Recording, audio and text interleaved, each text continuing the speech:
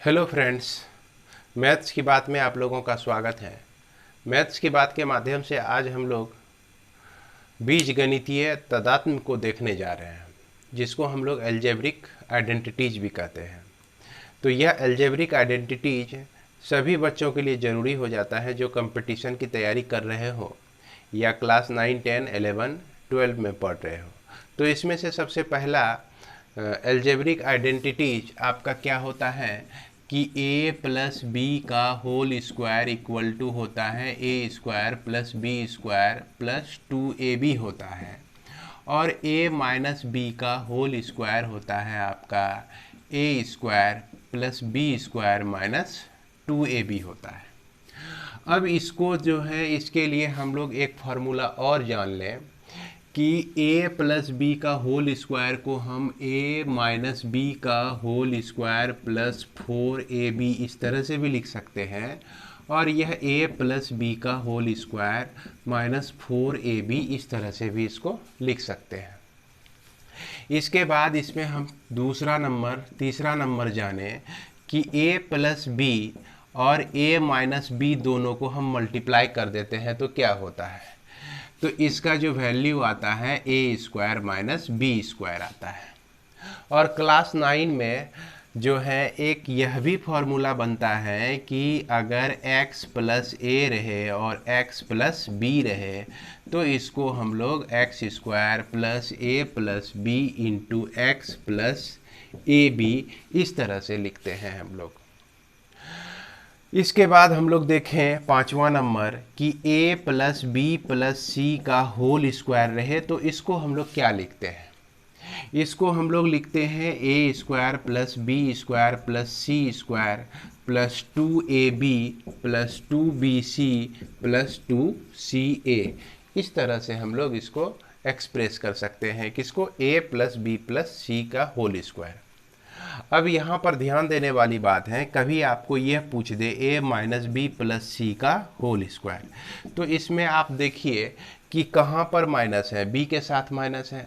तो b जहाँ जहाँ आया है उस सबके लिए सबके पहले हम लोग माइनस यूज करेंगे, और जहाँ भी b स्क्वायर है आपका उसके पहले माइनस यूज नहीं कर सकते हैं। क्यों? क्योंकि माइनस बी का अगर स्क्वायर हम डाल देते हैं, जैसे देख लीजिए कि a स्क्वायर प्लस यह माइनस बी हम डाल दिए plus C square 2a into minus B डाल दिए, b के जगह पे हमने क्या कहा, माइनस बी डाल देना है। उसके बाद 2 into minus B into C plus 2ca इस तरह से हम लोग लिखेंगे।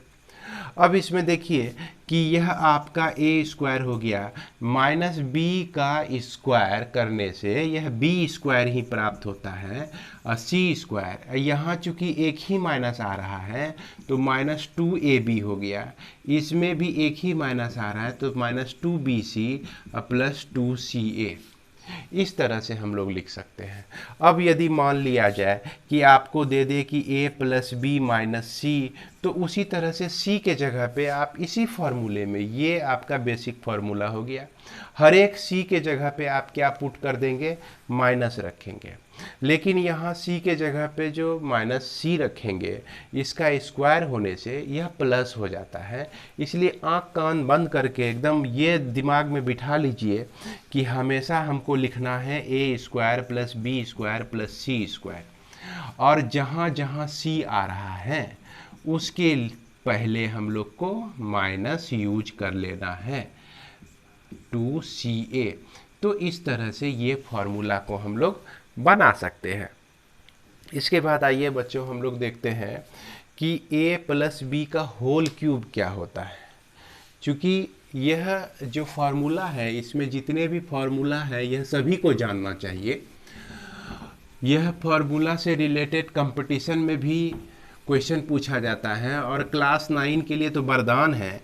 इस फार्मूले से लगभग बहुत सारे क्वेश्चन किए जाते हैं क्लास 9 में।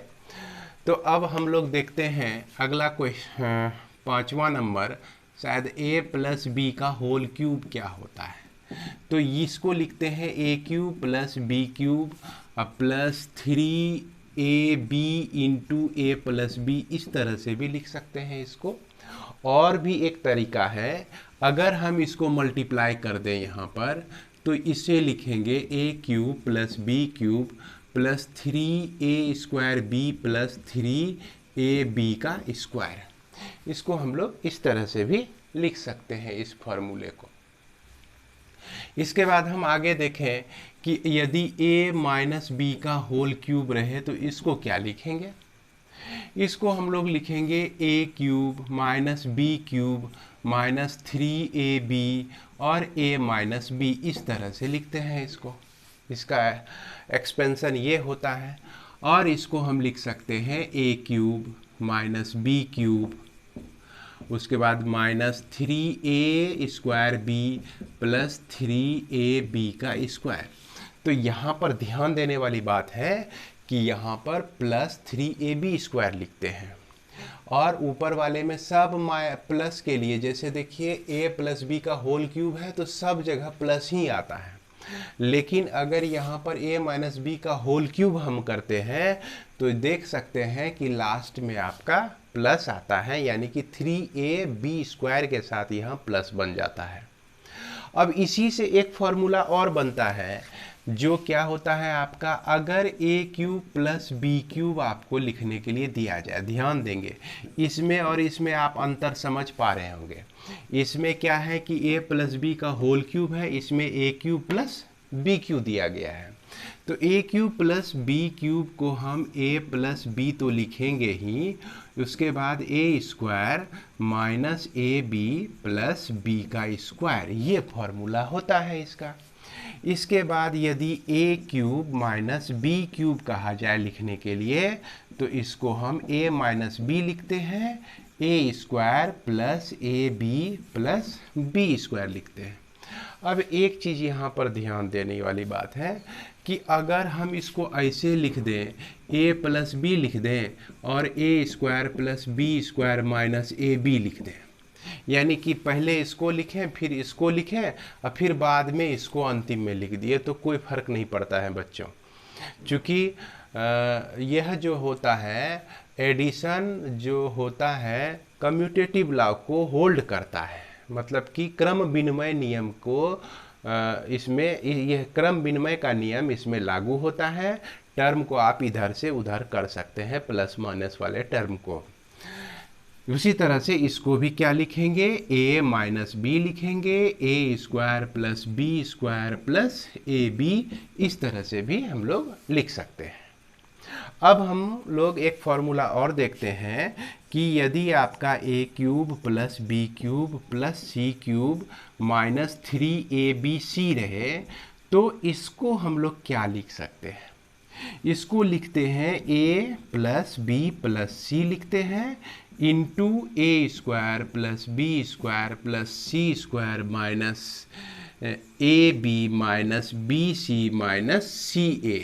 ये आपका फॉर्मूला हो जाता है, किसका हो जाता है, a cube plus B cube plus c cube minus 3abc।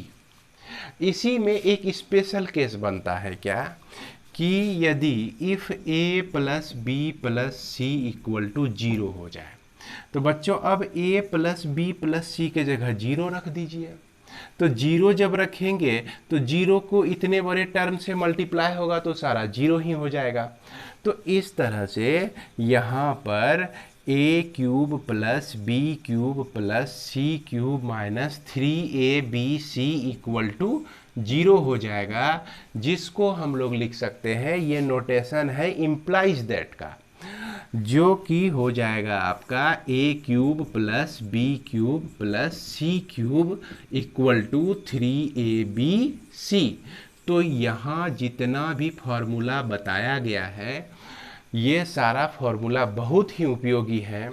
खासकर मैं अपने बच्चों से कहना चाहूँगा, जो बच्चे मेरे से जुड़े हुए हैं वो इस सारे फॉर्मूले को याद कर लें। या तो आप एक दो बार वीडियो को देखते हैं तो आपको निश्चित रूप से यह याद हो जाएगा। इसकी ज़रूरत आपको हर एक जगह पड़ेगी। आप चाहे क्लास 11 में पढ़ें, चाहे क्लास 12 में पढ़ें, या तो किसी कंपटीशन की तैयारी करें, तो हर एक जगह यह बेसिक फार्मूला का उपयोग होता है। इसीलिए इन सारे फार्मूले को आप लोग निश्चित रूप से याद रखें। मैथ्स की बात में आज ही इतना ही। धन्यवाद।